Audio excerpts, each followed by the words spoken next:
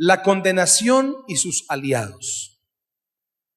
Conocer, escuchar a tantas personas que viven literalmente prisioneros de la condenación nos hace traer un tema como este. Y con este aplauso y grito de júbilo y todo desde aquí, de Bucaramanga, del Centro Cristiano FSP, la Iglesia de la Familia, donde tienes que venir en un tiempo muy cercano, les decimos a ustedes bienvenidos a esta impactante conferencia, donde sé que Dios va a hablar a tu vida y va a bendecir tu familia y bendecirá también tu presente y tu futuro con la ayuda de Dios. Aplaude fuerte al Señor. Bienvenidos a esta producción de FSP, donde estamos seguros Dios bendecirá tu casa y bendecirá tu familia. Romanos 8:1. Ahora pues ninguna condenación hay para los que están en Cristo Jesús, los que no andan conforme a la carne, sino conforme al Espíritu. Este es un versículo supremamente conocido por todos, donde Pablo habla claro y dice: ahora pues ninguna. ¿Cuántas? Ninguna. Ninguna condenación hay para quienes, ahí dice para quienes, ninguna condenación hay para los que están en Cristo Jesús. Imagínense ustedes los millones de personas que por no estar en Cristo Jesús son víctimas literales de la condenación. La condenación a veces no es conocida por muchos. La gente a veces vive en condenación, pero no se da cuenta que está en condenación. Aparte de eso, la condenación tiene unos aliados que son como gemelos, trabajan, andan de la mano con ella, haciendo estragos en cantidad de personas. La condenación ha hecho que personas tomen la fatal decisión de suicidarse. La condenación ha hecho que muchas personas vivan, pero mientras viven es como si estuvieran sepultados. La condenación amordaza la creatividad. La condenación no es algo genético, es algo espiritual. La condenación es mucho más que un sentimiento, es un espíritu que atrapa a las personas y sencillamente puede acompañarles por décadas. Entonces yo quiero que trabajemos sobre eso, la condenación y sus aliados. Porque Pablo dice muy claro, no hay ninguna. Y yo te pregunto, porque al interactuar con personas en diferentes naciones y congregaciones, uno se da cuenta que hay personas que son salvos, pero todavía no son plenamente libres. Que el Señor les ha permitido avanzar en algunas áreas, pero todavía son víctimas, están atrapados literalmente por la condenación. Detesto la condenación. Detesto también cuando alguien se especializa en tener actitudes y palabras para con otros y así ayudarlos a hacerse sentir más condenados de lo que están. Entonces, frente a esto quiero fluir bajo lo siguiente. La primera idea: los aliados de la condenación son, ¿cuáles son esos aliados? Son los siguientes. La condenación tiene como aliado el pecado. El pecado. El pecado es algo que se comete. Otro aliado de la condenación es la culpa. La culpa es algo que se siente. Y otro aliado de la condenación es la vergüenza. Y la vergüenza es algo que se lleva. Permítame juntar estas tres expresiones. El pecado es algo que se comete, la culpa es algo que se siente, pero la vergüenza es algo que se lleva. Y por eso hay personas que cuando funcionan en algún círculo social, cargan un aliado de la condenación que es la vergüenza y se sienten indignos de poder conectar con esa persona que puede ser su pareja, indigno de poder tener aquello que quizás pueden llegar a tener, pero hay algo adentro, es un aliado de la condenación que es la vergüenza, Y esa vergüenza se lleva, no se queda en la casa, no se queda en la oficina. La persona la carga ahí, es parte de su equipaje. Ahora, haciendo estudios y leyendo a personas que pudieron salir de la condenación y despojarse de la vergüenza, uno de ellos que me impactó mucho en su libro, él dice que el peso de la vergüenza busca dominar la vida de cada persona. La vergüenza ejerce un dominio destructivo sobre la persona para que así la condenación, cuando la vergüenza opera, la condenación llega y puede lograr destruir por completo a la persona. Pero todo comenzó con la condenación. La condenación por el pecado que se comete, la culpa por eso que se siente y la vergüenza que se carga por donde quiera que se va. Entonces identifico esos tres aliados y no sé cuál de los tres, tú que me ves a través de las redes sociales o estás aquí en el auditorio o me escuchas a través de una radio. Fue el pecado el aliado que hizo que la condenación llegara, y entonces hoy quizás seas una víctima mortal de la condenación. La culpa ha ayudado a que subsista esa condenación. La vergüenza, porque ya se enteraron otros familiares, alguien se enteró de lo que pasó y entonces la condenación le dijo a la vergüenza: necesito que me ayudes y necesito que hagas sentir lo más mal que se pueda a esa persona para que yo pueda llegar y devastarle totalmente. Esos son los aliados de la condenación. A veces son demasiado sutiles, no se sienten. Hay personas que dicen: no, yo sí no tengo nada. Pero cuando uno examina un poco, cuando uno ingresa un poco a las cosas que vive la persona, uno se da cuenta que es víctima de la culpa, que es víctima de la vergüenza, y que también el pecado ha hecho que su vida sea no plenamente feliz como Dios desea que se haga. Podríamos decir muchas otras cosas específicamente de la condenación, del pecado, la culpa y la vergüenza, pero quiero enfocarme en algo que nos ayudará a todos, porque la cuestión es cómo vencer la condenación. Pablo dice: ninguna condenación hay para el que está en Cristo Jesús. Ahí no dice ninguna condenación hay para el que no se equivoca. Ahí no dice ninguna condenación hay para el que ya llegó a ser perfecto. No. Dice ninguna condenación hay para el que está en Cristo Jesús. Y aún los que estamos en Cristo Jesús, pues nos equivocamos. Tampoco esto es licencia para pecar. Pero si no se tiene una concepción de la gracia y del favor de Dios clara como debe tenerse, la condenación entra y hace los peores estragos en silencio en la vida de muchas personas. Y viene lo segundo, y es que debemos entender que Jesús es el antídoto eficaz. Cuando han habido epidemias, enfermedades que parecen incurables, y de hecho esas enfermedades han acabado con la vida de cientos o de miles de personas, y de repente alguien descubre la cura, el antídoto, esas personas llegan hasta ser premios Nobel de la medicina porque pudieron ayudar a muchos.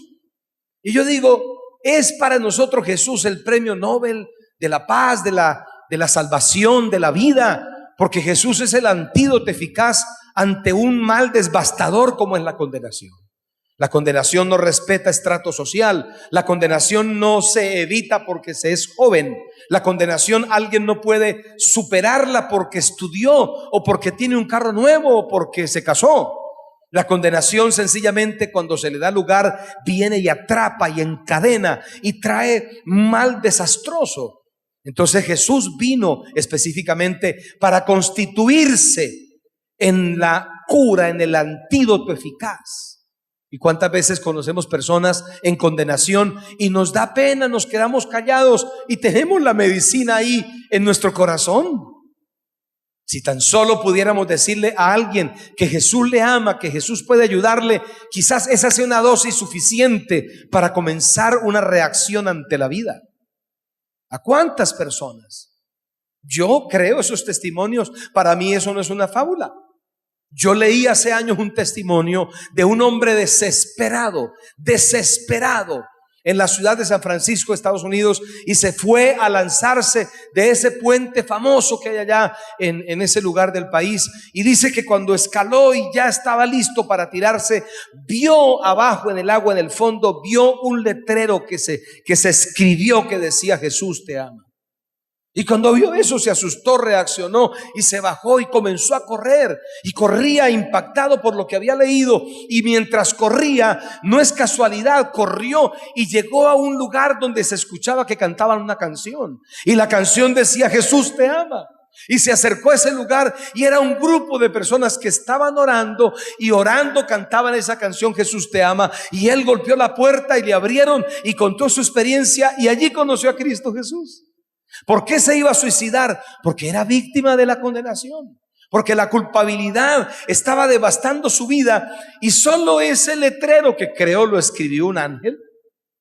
Fue suficiente para que viniera el antídoto eficaz a la condenación. Juan 3:16, pasaje conocido por todos, al 18: porque de tal manera amó Dios al mundo, que ha dado a su Hijo unigénito, para que todo aquel que en él cree no se pierda, mas tenga vida eterna. Porque no envió Dios a su Hijo. Mira eso. Porque no envió Dios a su Hijo. Diga, no lo envió. Y ahí dice: ¿para qué? Al mundo, para condenar al mundo. Él no vino para condenar al mundo, sino para que el mundo, ¿qué? Sea salvo por él. El que en él cree no es condenado, pero el que no cree ya ha sido condenado, porque no ha creído en el unigénito Hijo de Dios. Viendo a Jesús como antídoto, ya miramos los aliados de la condenación, pero viendo a Jesús como antídoto, yo necesito decir 4 cosas claras. La primera de Jesús como antídoto es que fue enviado. No es que un pastor se lo inventó después de 30 días de ayuno y entonces se inventó una doctrina. No es así, no es así. No fue que se lo inventó. Jesús fue enviado. Y si fue enviado por el Padre, obviamente. Fue enviado por amor. Diga conmigo: por amor. ¿Por qué fue enviado Jesús? Por amor. Fue enviado por eso, por amor. Dios, ustedes saben que es recibir uno algo de altísimo precio, y que ese algo uno sepa que fue enviado por amor. O sea, Jesús no fue enviado porque nosotros pagamos algo, porque nosotros hicimos alguna diligencia. Jesús fue enviado a nosotros específicamente por amor. Esa fue la razón. Entonces el antídoto de Dios para el ser humano contra la condenación es Jesús, y Jesús fue enviado por amor. Lo segundo que tengo que decir de Jesús como antídoto es que Él fue enviado para creer en Él. Jesús no fue enviado para que se constituyera en la razón por la que discutimos de si creemos o no creemos, de si vamos o no vamos, de si la falda, el cabello largo, o no, si hay que ver televisión o no, o si hay que diezmar cuánto. Jesús no vino para eso. Jesús vino en primera instancia para creer en Él. Por eso el Espíritu Santo dice: el que cree en Él no es condenado. Y luego Jesús dice: pero el que no cree ya ha sido condenado. Entonces el lugar de cultivo de la condenación, donde más se cultiva la condenación, es en el ambiente donde no se cree. Familias que se la pasan en plena pelea, discusión todo el tiempo y condenándose, y porque es que no es solo creer de labios, es creer de hechos, es poder consolidar nuestra fe en el Señor. El que no cree dice: ya ha sido condenado. Entonces, en los ambientes donde la fe no gobierna, la condenación dice: ay, déjeme ahí esa llanta con agua, que yo ahí le cultivo bastante condenación. ¿Sí? ¿Ha visto esos criaderos de zancudos? Esos sí, se multiplican. Bueno, en los lugares donde no se cree, la condenación se mueve como pez en el agua. y crece y se multiplica, y entonces el abuelo se siente condenado, la abuela también, los hijos también, los nietos también, el que llega a vivir ahí también, los que medio se relacionan también. Eso se transmite, ese sentimiento de condenación. Por todo se sienten culpables, se sienten condenados. Pero Jesús vino para creer en Él. Lo tercero que digo como de Jesús como antídoto, es que Él no vino para condenar.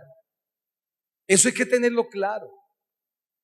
Jesús nunca vino para hacer una propuesta de condenación. Y el Espíritu Santo nos deja eso claro.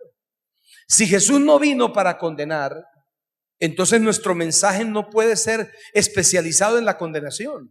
Nuestro mensaje tiene que especializarse en la solución, en la respuesta. Y ese es el mensaje que tenemos que llevar. Jesús mismo, queriendo expresar que Él no había venido para condenar, dijo: yo he venido para que tengan vida y la tengan. Dígalo más fuerte: ¿la tengan cómo? Él se merece un aplauso fuertísimo en este día para la gloria de su nombre.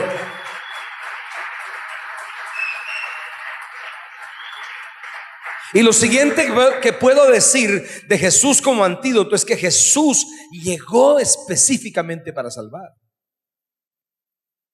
Él dice: el ladrón vino para hurtar, matar y destruir. Yo he venido para que tengan vida. Jesús vino para deshacer las obras del enemigo. Indiscutiblemente, una de las armas que el enemigo usa para que la gente sea infeliz en la tierra es la condenación, obviamente con sus aliados que son el pecado, la culpa y la vergüenza. Pero Jesús vino para salvar. Yo te pregunto, con absoluto respeto, pero con autoridad y amor, ¿tú eres libre de la condenación? ¿O andas por la vida diciendo: ay, pastor, yo necesito un ayunito de 3 días porque yo ando muy mal, yo no? Y andas como diciendo, o sea, si no ayuno, como que Dios no me ayuda. Un momentito, los ayunos o la oración no es para torcerle el brazo a Dios. Ya Jesús pagó un precio. Que nos retiremos en un tiempo de oración para buscarlo a Él, para oír su voz, para llenarnos más de Él, ok, pero no es para completar algo que ya está completo, que ya Él hizo. Entonces Él vino para salvar. He orado a Dios y continuaré pidiéndole al Señor que nos dé tanta sabiduría que podamos vivir en la vida no como personas condenadas. Porque qué carga tan pesada un cónyuge que tenga mentalidad de condenación. Qué horrible un padre, una madre que su lenguaje y su estilo de vida es literalmente condenación. Y entro a lo tercero para terminar. Diga conmigo: el camino es hacia arriba. Dígalo más fuerte: el camino es hacia arriba. Eso es lo tercero. ¿Cómo así que el camino es hacia arriba? Proverbios, hay una versión que se llama la versión Palabra de Dios para Todos. Y en Proverbios 15:24, en esa versión, me impacta como dice. En la versión de Dios para Todos dice: el camino de la vida es hacia arriba para el hombre sabio.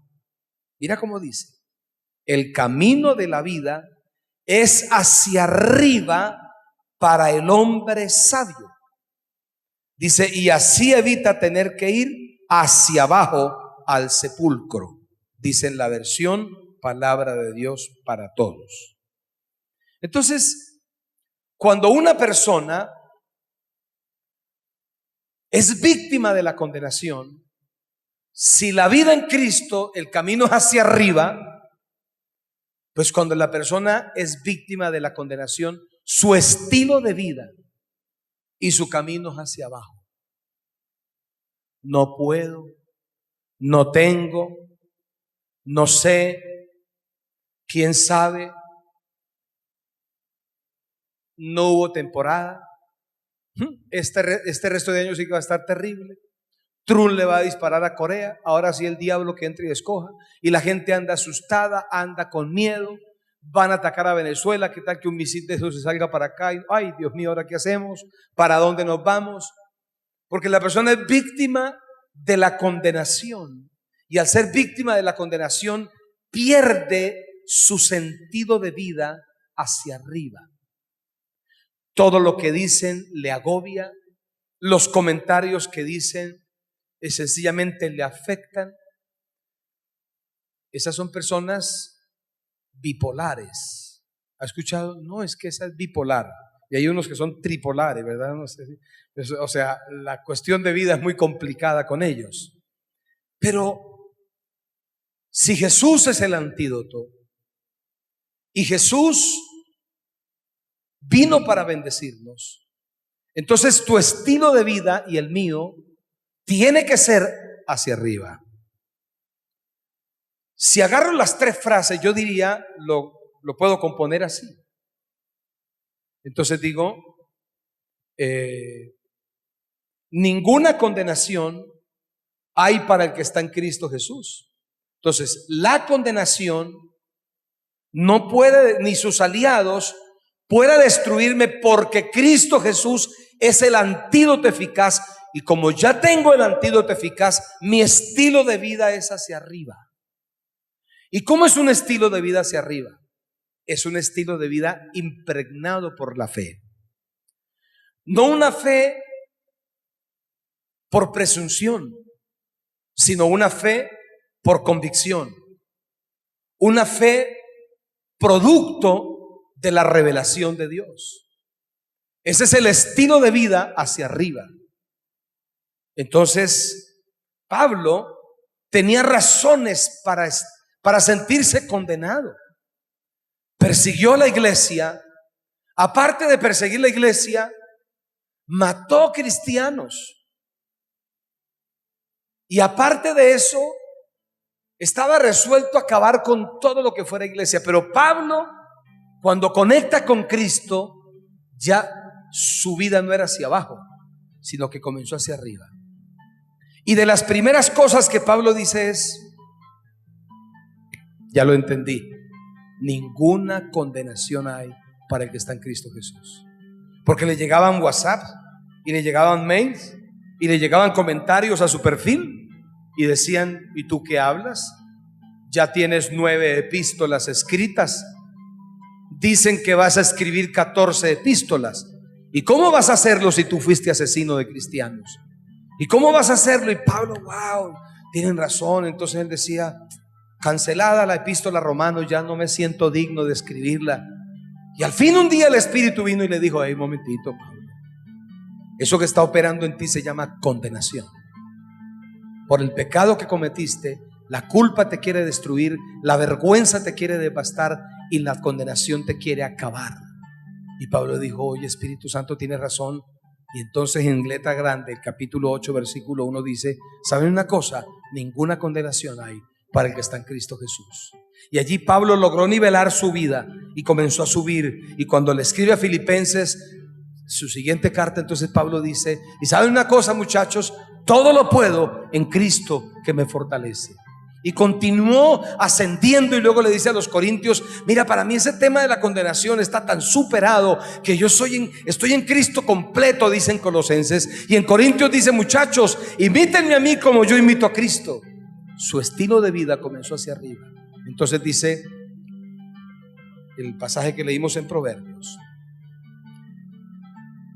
capítulo 15, versículo 24. El camino de la vida es hacia arriba para el hombre sabio.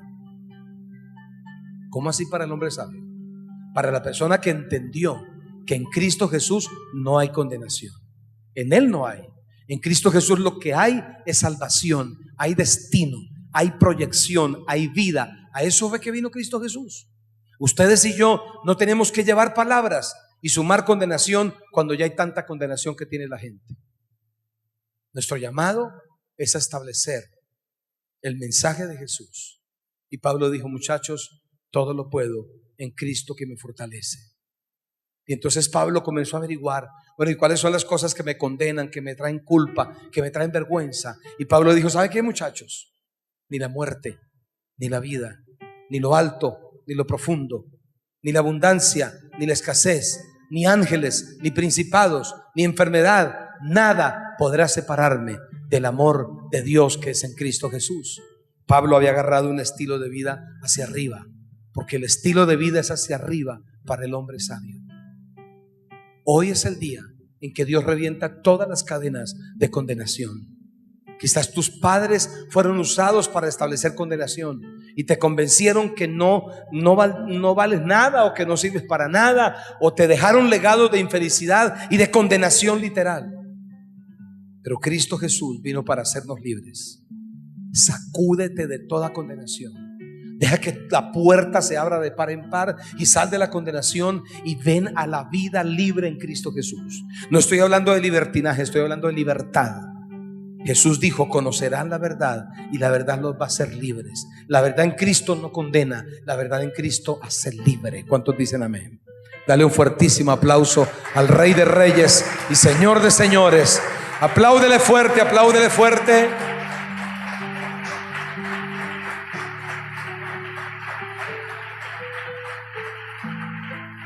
No importa cuántos años o cuánto tiempo hayas vivido atrapado por la condenación, en cuestión de segundos, fracción de segundos, Cristo Jesús puede venir a tu vida y traerte la libertad y quebrar todo principio de condenación.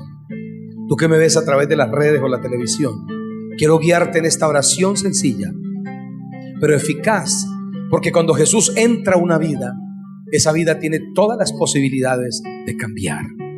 Ahí donde estás, di conmigo: Señor Jesús, hoy abro mi corazón y te recibo. Te pido perdón por todos mis pecados. Acepto que me perdones y también acepto que el Espíritu Santo venga a mi vida y me muestre toda la obra amorosa de Jesús. Señor, te doy gracias por todos los televidentes, la gente que nos ve a través de las redes sociales, en las diferentes naciones de la tierra y aquí en nuestra ciudad Bucaramanga. Señor, atráelos a ti. Llénalos de esa libertad que tú ya compraste a través de Cristo Jesús, y haz de nosotros y de ellos personas altamente llenos de la libertad que es en Cristo Jesús. Los bendigo, Señor. Haz de ellos personas 1000 veces más poderosas de lo que son hasta el día de hoy. Amén. Un honor para nosotros acompañarlos y bendecirlos desde aquí. Con este aplauso les decimos hasta la próxima. Muchas gracias. Los esperamos aquí en Bucaramanga. Vamos, dale fuerte ese aplauso.